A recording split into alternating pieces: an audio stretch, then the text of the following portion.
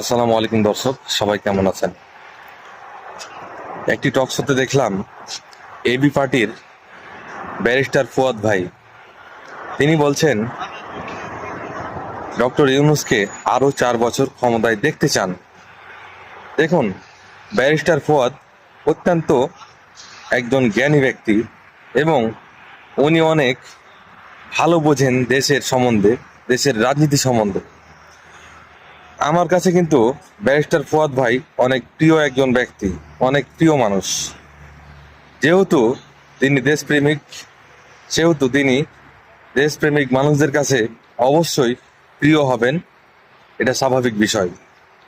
তার সাথে বা তার মতের সাথে সহমত জানিয়ে আমিও বলি, 1 বছর তো কাছাকাছি হয়ে গেল, আরো 4 বছর ডক্টর ইউনূসকে ক্ষমতায় দেখতে চাওয়া কোনো অপরাধের বিষয় না।